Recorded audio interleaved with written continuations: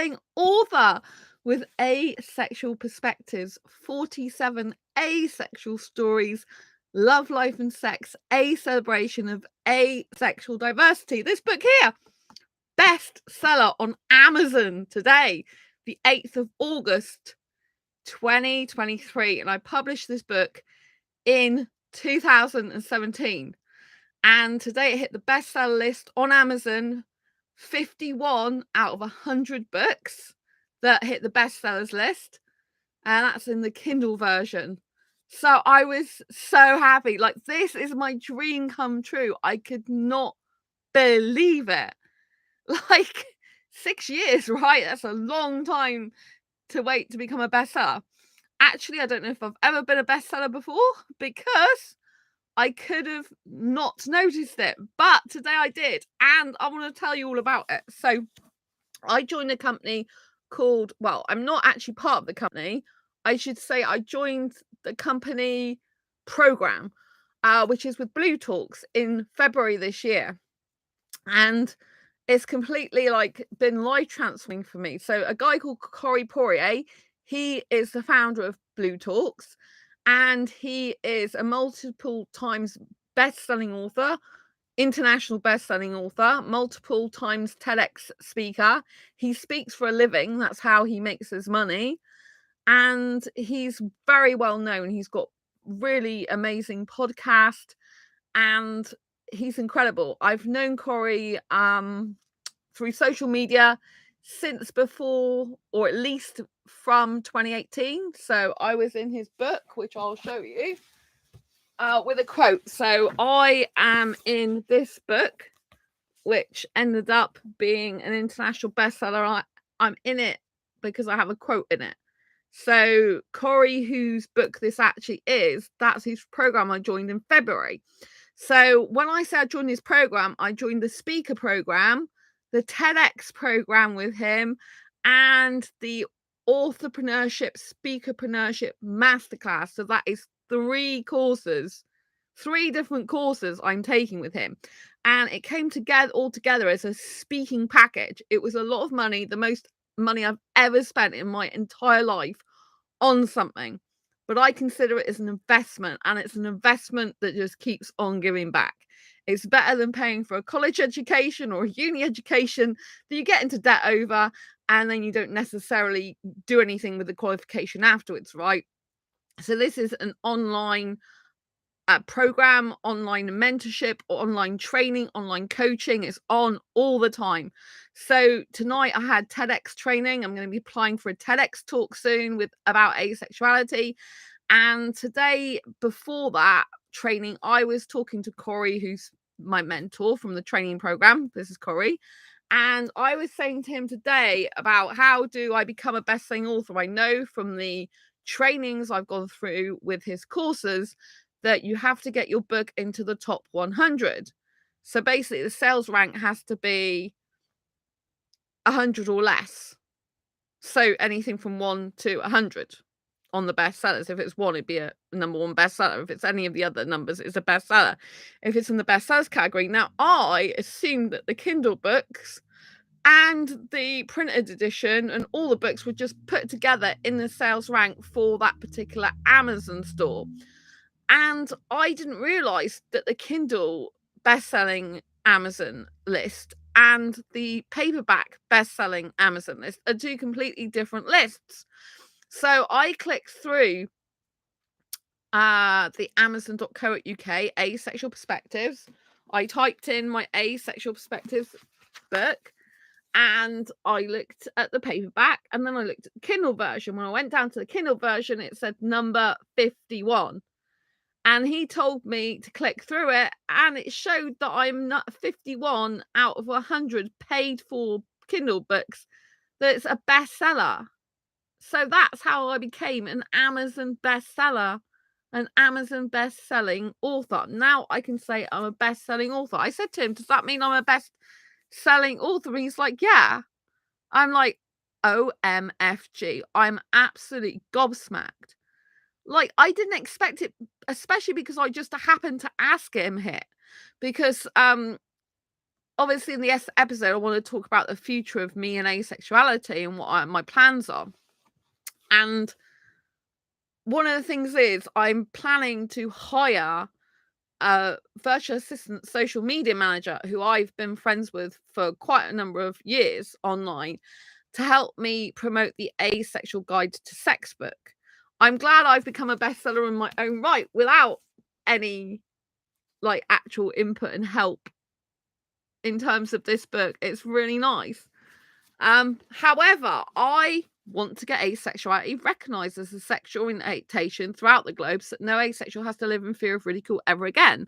I believe the Asexual Guide to Sex book is as someone says it in the book, the missing puzzle piece of sexuality. And I think it'll go down history as one of the books to read. It's going to be an amazing reference book. I've still got the edits to finish, but I'm in the planning stages also of what's going to happen when I publish it. Like, what am I going to do? So one of the things I plan to do is get on at least 100 podcasts. So it can be podcasts, YouTube channels included as well. So 1,000 shows, if you like. And in magazine articles, I want to get on as many as possible in as many magazines, many online articles as I can possibly get on. But the 100 podcasts / YouTube shows, because a lot of people nowadays call their YouTube show podcasts, and YouTube does have an actual category now for podcasts. So a couple of these playlists I've got on this channel are actually podcast episodes now. And so, yeah, I plan to have a meeting with this person who's a really nice person who is great at social media management, but more importantly, promotions, talking to people, getting sales, as well as raising brand awareness. And so I'm got a meeting with him this Sunday. It's the first time we've met on camera ever, even though we've known each other for a long time. And he's always been really supportive of this channel and of work I do for asexuals. And so I'm going to be discussing with him what he can and can't help me with, what he can do to help promote, publicize, and get more sales and reviews for Asexual Guide to Sex in a nutshell, basically. And this is an important step for me because I've never done this before. I've never worked with anyone else to do with my Asexual Perspectives book, for example. All my hard work's been me. It's all been organic sales. And I've never ever had anyone else promote as such. But obviously, people who've been on this channel and people who talk about my book, they do promote my book in conversations if they recommend it to their friends, if they share my videos, this type of stuff, you know. But I've never actually hired anyone to help me with raising awareness of my book, any book. So this is something brand new for me. It's also not something that's usually done as such. People don't necessarily hire a VA or social media manager as an actual book promoter per se. So this is something that's quite unusual. I spoke to my mentor Corey about it. He said, this is something that's not usually done. There are social media managers out there, but I'm going to be hiring specifically for the Asexual Guide to Sex book. I'm not going to reveal everything that's going to go on. I'm going to be talking about with him at the moment, but it's a big step. He's a guy who's openly admitted on Facebook, on one of my posts, or when I was talking to him on one of his posts, when we're having a conversation online, basically, that he hasn't had sex for 10 years. And he's fine about that. So I don't know if he's actually asexual. He's considering he might be. He's never promoted himself as asexual, said he's asexual, but the fact he hasn't had sex for 10 years, doesn't miss it, is good for asexuals. His country is no sex before marriage, so that does factor into it. He's not married, he's been single for a long time. But my point is, at least he understands a life without sex and that it's fine. You can have a great life without sex, be around wonderful people. So he understands that mentality. He understands that's good. He's still got quite a lot to learn about asexuality. So it is a big deal for me because obviously some of the work he'll be doing for me will be kind of representing my book and me. but he is a friend anyway, and he has promoted my stuff before just as a friend. As in, he's like, "Oh, look what my friend Sandra does," or he's always been there in comments, messaging, and got his friends to come and like my posts, follow my channels, and stuff like this. So he is amazing. He's already been like kind of like a friend promoting me, if you like, but I've never hired someone to promote something for me. And obviously, there can be morals and ethics, like should you hire someone to promote a book? And I have to be thinking yes, because at the end of the day, I need my mission to be accomplished as much as possible while I'm still alive. It can save people's lives. My mission is to get asexuality recognized as a sexual orientation throughout the globe, so no asexual has to live in fear of ridicule ever again. And in order to accomplish this mission, which is a big mission, of course, it rests on my shoulders, it rests on my head, it rests on me that I accomplish that mission. It's no one else's responsibility to do that.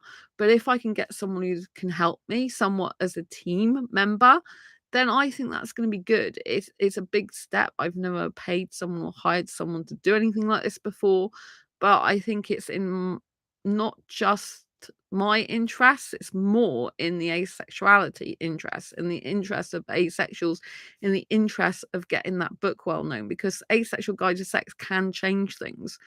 And if I want to get through to heterosexuals, which is my main aim, because I want to get asexuality recognized as a sexual orientation in its own right, and that's my mission given by God and the universe to me, then I need to be able to reach a broader audience, to be able to get my message across to more people. And my friend, he's got lots of connections that I don't have. He's got lots of skills and abilities on social media that I feel I could really do with to help me get the book more recognized globally. And when you've got someone else working with you, for you, then it can help with motivation, inspiration. People can come up with different ideas. And I'm more open to that these days. I want the book to succeed. I want the book to do well. And I want asexuality recognized globally. And so, yes, now I've got one book, Asexual Perspectives book, that's a best-selling book. Now I want to get Asexual Guide to Sex as a best-selling book. But it's not just about being a best-selling author, because obviously I've already got that title now anyway. It's about the fact that I want more and more people to have Asexual Guide to Sex book in their hands. You know, when it comes out, I want loads of people to be talking about it, to have the book in their hands, for it to change people's lives. Right, my whole life is dedicated to helping asexuals, so that when I'm not here anymore on planet Earth in this form, when I'm dead, in other words, or dead in this body, in this life, then I want to still be saving lives. I want someone to pick up the book and go, "Hey, this is me. I'm not broken after all. I don't need to kill myself. I don't need to die. Nothing's wrong with me. Nothing needs fixing. This is real stuff." And I actually hope that I will change the world. Yes, I know I'm a crazy girl, but it's good. I'm hoping I will change the world view on this, you know? The more I can get asexuality recognized globally to thought leaders and to people in power, the more I'm able to help asexuals even long after I'm gone. It's my legacy. It's why I was born. It's why I've lived the life I've lived. It's why I'm here. I know that now. I didn't know that before because I didn't know I was asexual, but I wasn't ever meant to know I was asexual. God and the universe always had a plan for me to work this out for myself later on in my life and for me to discover it. And the reason why I had sex in the past, if you look at it from a spiritual point of view, if you're spiritual, is because I had to have those experiences in order to be able to write Asexual Guide to Sex, in order to be able to bring heterosexuals and asexuals together to understand each other, because I've got the experience of thinking I was heterosexual for years, of having sex, good sex and bad sex, and now I'm a sex repulsed asexual. I've always been asexual, but I didn't know it. But nowadays I'm sex repulsed, whereas years ago I wasn't sex repulsed. I just wasn't really into it or interested, and I would rather have done other stuff. But now I'm repulsed to the point where I can't do it myself. But I'm okay with other people doing it if it's consensual and everyone's enjoying themselves. So yeah, I know that the future holds more and more good things for me with asexuals and more asexual books. But the Asexual Guide to Sex is the book that's taking me the longest to write. I don't think I'm ever probably going to write as long a book as this. I say probably just in case something changes. Because obviously I'm not writing my specific whole autobiographical account of my life, which I just think would be far too many books I'd need to write. I'd have to write tons of books. I couldn't just write one book on that. But I think that Asexual Guide to Sex is most likely probably going to be the biggest book I'm ever going to write, as in terms of length in my life. I don't envisage I'll write a longer book than this one, and this one's taken me over 4 years to write and edit and interview. So I don't think I'm going to be writing that longer book ever again, but this is a very special book that can change the course of asexuality history. I totally believe that, and that's why I've put so much time, energy, and effort into it. And that's why it needs to be the highest standard it can be. It's not going to be perfect. I'm going to have some people go, I don't like that style, or I don't like that paragraph there, or I don't like what you're saying there. It's not going to be perfect. Everyone's different in the world. Everyone's unique. There's 17 stories besides my own in the book. Not everyone's going to relate to every little bit of every story. Not every identity is covered. You can't cover every asexual identity in 18 stories, so there's always going to be some people that don't think it's the amazing book that I think it is, and some other people is, but there'll be lots of people who do love the Asexual Guide to Sex book for all the right reasons, who understand why I've written it and understand the benefits to humanity and sexuality in society of writing it, researching for it. A lot of it's using my own experience and the experience of other asexuals, but I have had to do some research. For example, there's a chapter which includes sex toys and all about sex toys. I don't use sex toys. I've never used one. I do get quite intrigued when I'm writing about it. I'll be honest with you. I'm like thinking, should I try one? Seeing as everyone seems to be having fun with them. And before I started writing the book, I was really repulsed by the idea. But now I'm thinking maybe I should just try one, even though I don't like sex, because it just seems intriguing to me. And that's weird. But having spent like over 4 years now on the book, I think I've mostly got over the majority of my sex repulsion from the book, because I'm very repulsed by sex. It was very difficult to write it in the beginning. It was very hard on me. I had to keep having breaks. I felt sick at some points. I'm just being honest with you, not because the book's bad, the book's amazing, but because I have a real repulsion to sex. I'm just really ugh. But the more you expose yourself to a certain thing, the more you can become watered down on it. It doesn't always work. Sometimes if you expose yourself to something, you can just become more and more worse. It's not always the case that if you expose yourself to something, it becomes better. I've had case scenarios which is totally nothing to do with asexuality, for example, where I've been able to do something and not do it again. For example, I went rock climbing when I was in my late teens, and I'm afraid of heights, but I went rock climbing with someone who was my boyfriend at the time in my teens. And I went to the Chudley Rock Climbing Centre. So I went up these rocks and I went down these rocks. And the longest jump, so I did abseiling as well, what I was at. And the longest jump I did was down an 80-foot cliff. I actually went off the top of it and abseiled down an 80-foot cliff. Can you believe that? So I went up like a 30-foot, I went up a 60-foot on the rock climbing, and then I went down an 80-foot cliff, and I went back again. I just couldn't do it again. And I think the most I could manage is doing rock climbing up 30 foot. I couldn't do the abseiling again. I don't even think I could go up the 60-foot one. It was like the 30 foot. And I'm like, what's going on? And so sometimes exposing yourself again and again just doesn't work. You go back and you can't do it again. Maybe that's just me or a few people, but that's the way I am. But with the Asexual Guide to Sex book, obviously it's a bigger mission. It's for you and to change the course of history where asexuality is concerned and sexuality is concerned. It's a big deal to me. I need to get it all over the world as much as possible. People need to know about it. And so I, will do whatever it takes to get that book into bookstores as well. I've got to do that. It's going to be hard for me. I don't fully know the complete process. I've got a bit of an idea, but that's something else, and there's so much to do. And so, in between doing the Blue Talks speaking programs and everything I'm doing with Blue Talks and the Asexual Guide to Sex book, I'm just so busy for the rest of the year, basically, and so it's crazy. And I keep watching videos online to improve my knowledge in other areas as well. I've obviously got this channel, my Make Money Make Cash channel, where I'm known as the Asexual Entrepreneur, my Asexualise dating channel, which I haven't uploaded to for a few nights. You might have noticed that I've been off a little bit here. That's because I've been so tired with all the work I'm doing. And I'm doing a lot of training. I've got more training tomorrow. I was going to say tomorrow. It's tonight now because we've gone into the 9th of August. And then on the 10th of August, 2023, I'm going to be a co-presenter for Blue Talks for 3 hours. So that is crazy, 3 hours. I volunteered for it. I wanted to do it, right? I want the experience. It'll be great. But that is a lot of hours. It's very intense. And so, yeah, next week as well, I'm going to be applying for a TEDx talk. And it's going to be about asexuality. There's already been 7 asexual talks. So I can't do one that's the same or similar to that. I've got to do a bit different one. It's got to be a talk that hasn't been done before. Also, David J, I think, did a talk on asexuality, but I'm not sure if it's a TEDx talk. I can't find it actually being a TEDx talk. But I thought there was a couple of talks he did, and one was a TEDx. Haven't found his TEDx though, one at the moment. But anyway, he's well known for have done a talk on asexuality. He's the founder of asexuality.org.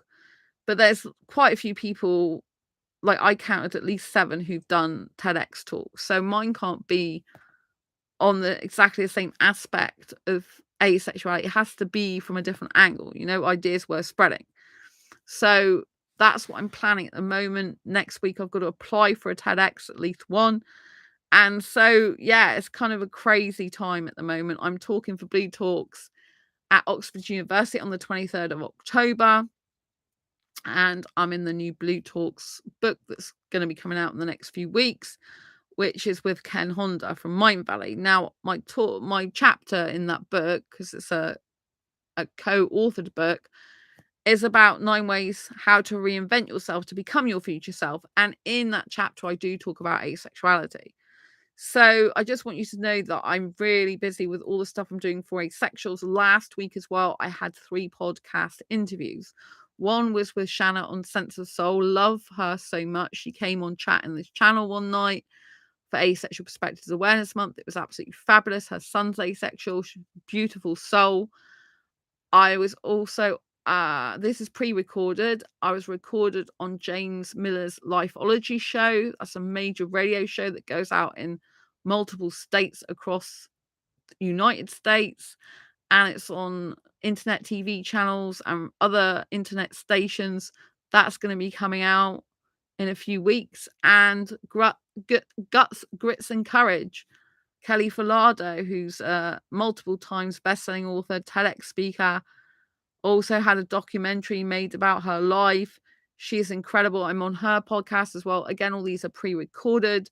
So each one of them is talking about asexuality, my asexual journey, and trying to pack in as much as possible within their time limits.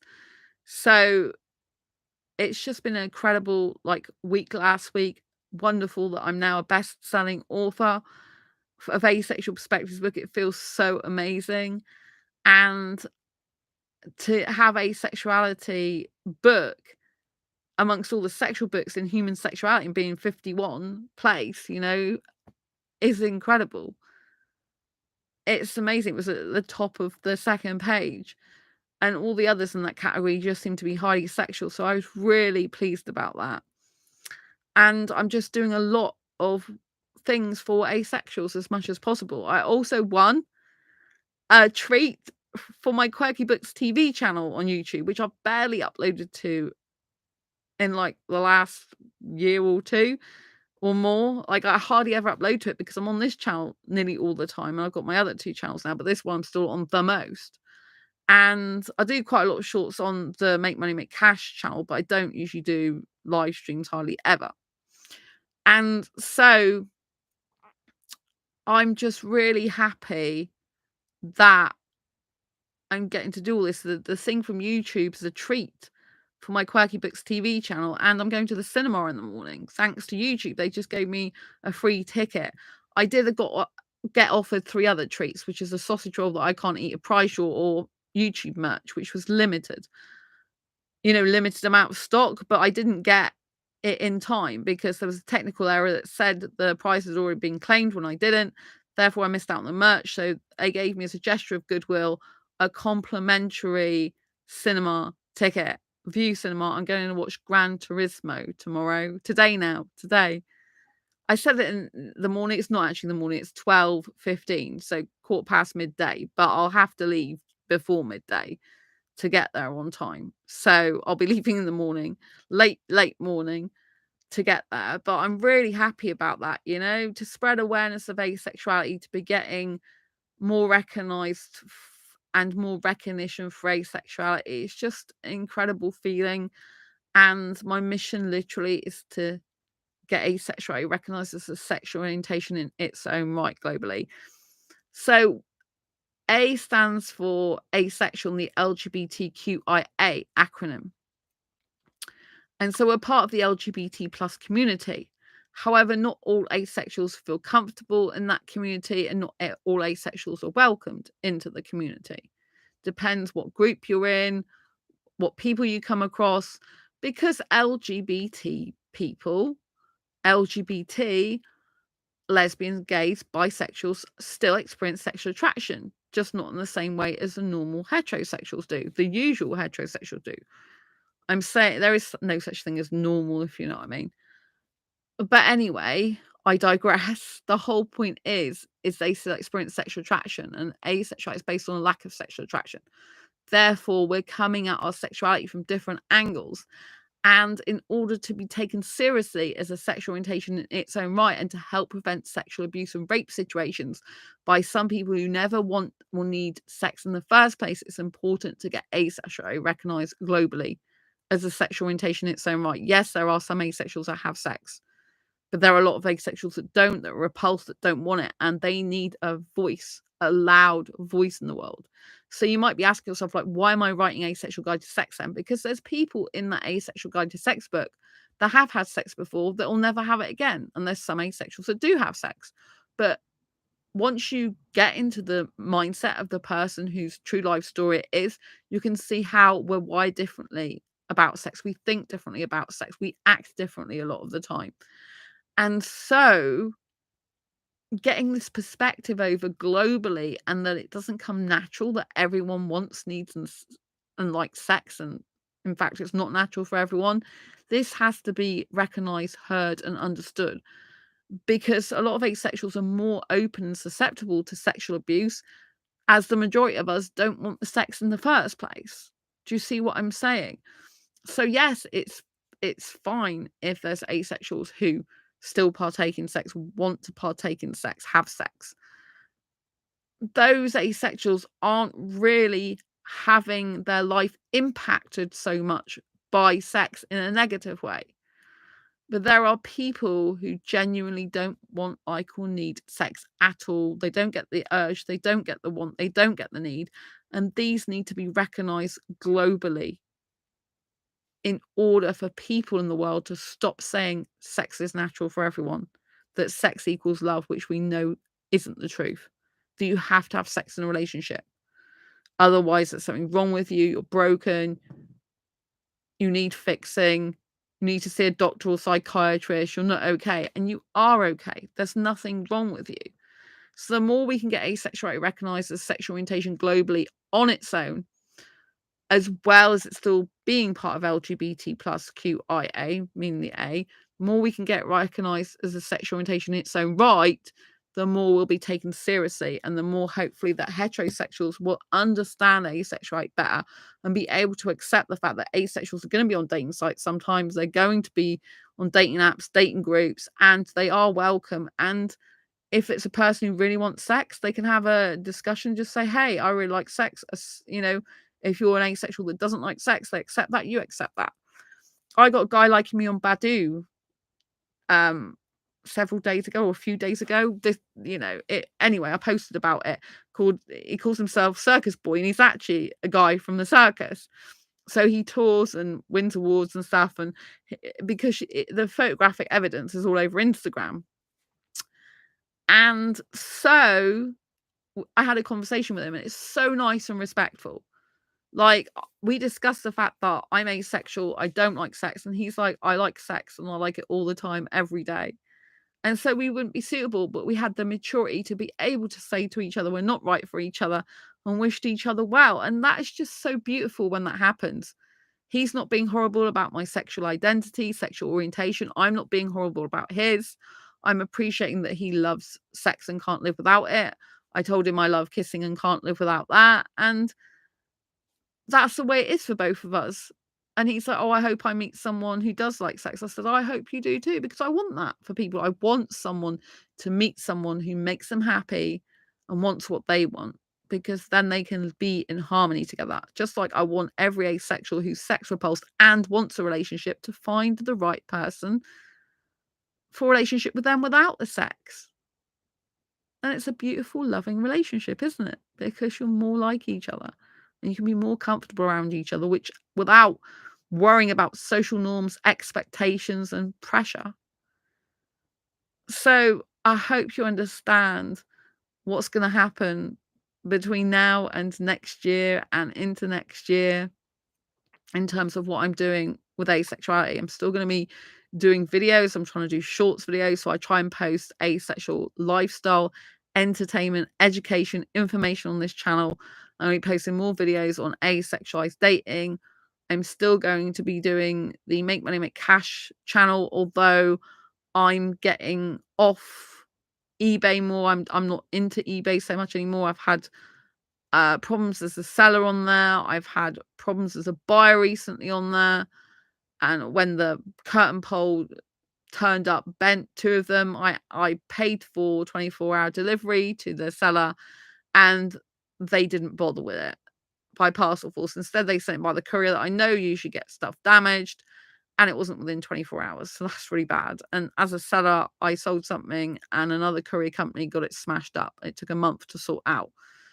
And so this is just distracting me, because I know that I want to write more books for asexuals. I want to publish more books, full stop. But I even know what the next asexual book's going to be after Asexual Guide to Sex. But Asexual Guide to Sex is the main one I want to work on for the foreseeable, because that allows me to get on podcasts. There are asexual podcasts, sex podcasts, dating podcasts, relationship podcasts.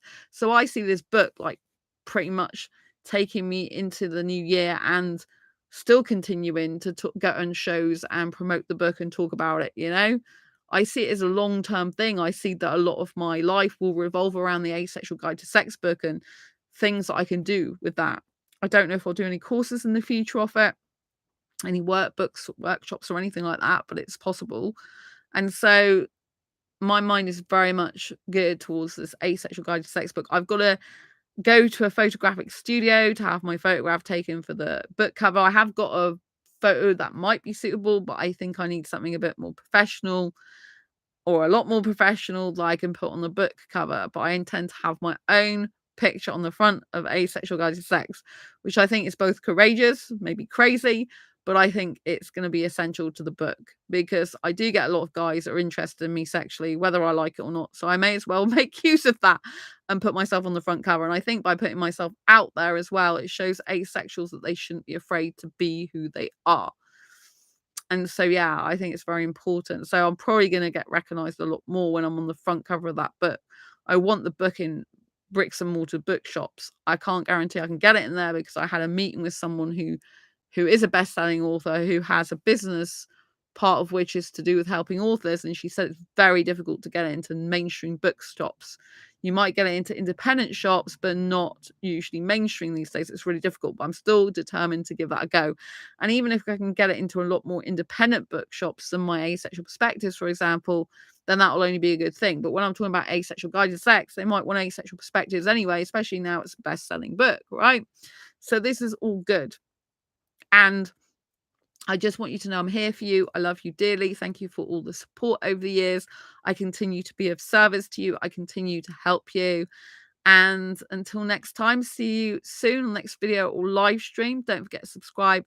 Hit the bell icon so you never miss an episode. I'll see you soon. Lots of love. Take care. And yeah, best-selling author. Woohoo! And thank you so much. This is great for asexuality. Love you so much. Subscribe and hit the bell icon. Never miss an episode. Bye.